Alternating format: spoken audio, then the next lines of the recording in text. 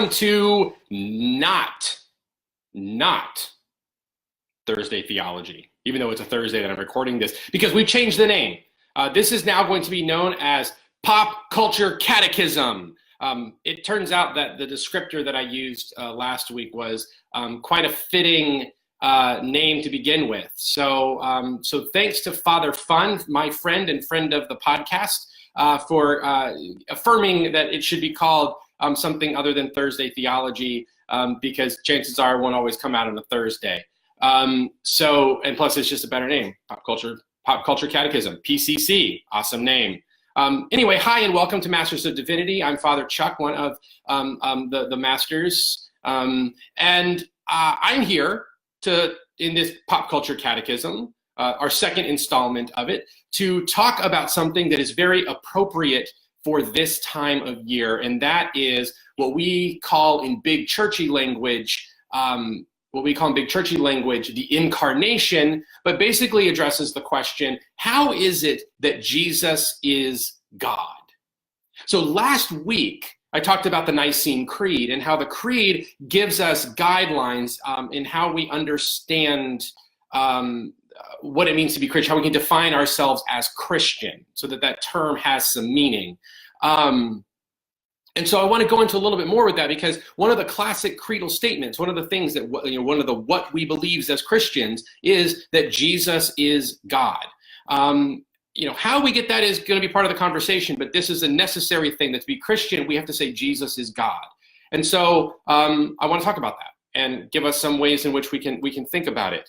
And again, it's a Christmassy thing, because that's what Christmas is all about, is celebrating the birth of Jesus. In fact, one of the more popular Christmas songs, which is right here, and I'm not gonna sing it, so don't worry, is "Hark the Herald Angels Sing," Charles Wesley's famous Christmas hymn that we hear in Target, we hear it in malls, but the lyrics are fantastic. Late in time, behold him come, offspring of the Virgin's womb. Veiled in flesh, the Godhead see. Hail the incarnate deity. So how is it? How is it that the great God of all creation can be in our midst, can live among us? Well, one of the ways in which we can perhaps think about this, and the way that I want to talk about it, is with this guy right here. Who is this guy? Well, it's a Lego minifig. Oh, and by the way, you will probably experience a lot of Lego in this series, because both me and Father Fun are Lego guys. He's got a whole Lego Advent thing going on, so you might want to keep your eyes out for that. But just fair warning. So anyway, yeah, this Lego minifig. This Lego minifig comes from the Ice Planet 2002 line from the mid-90s, and I've had this guy for a long time. And this minifig is me. It's me. I'll explain that. So my friend Scott and I, when I was like 9 years old, we used to build with Legos, and we would build the Lego minifigs from this line. And each of us had a character. Each of us had a figure that was us. So Scott had one, I had one. So this was Chuck. He was the captain of the Deep Freeze Defender, which is a spaceship from the line. He was in charge of the colony on the planet Christo. But this is what we did. Anyway, so for all intents and purposes, this was me. This was how I interacted with the world that I had built.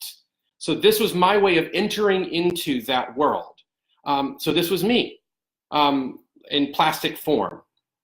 And so I think this is a way in which we can kind of begin to wrap our heads around how it is that God can enter into our world and live among us. Because, I'm still me. I was still, 9-year-old Chuck playing with this stuff. But I did so through this Chuck, little plastic Chuck. And so I know this doesn't satisfy the whole thing, right? This doesn't give us an exhaustive definition of the Incarnation. I mean, books over centuries have been written about this. But again, this is one way in which we can start to think about it. The theology of it is that Jesus was not made. He wasn't, he wasn't made. He wasn't adopted in the sense that God picked some human and said, all right, now you're going to be God. No, he was begotten. He was born into that world.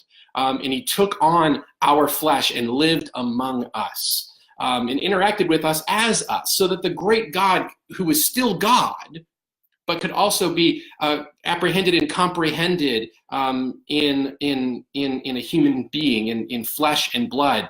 The Gospel of John says that we could touch him, and he dwelt among us. Just a beautiful and powerful thing. And so again, not exhaustive, but something to think about in how we wrap our minds around how it is that God can interact with us. So again, this is it.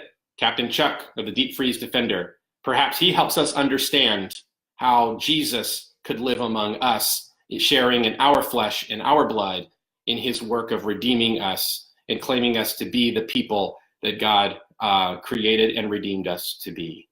So I hope you all are having a Merry Christmas, and I pray God's blessing on you all, and good journey.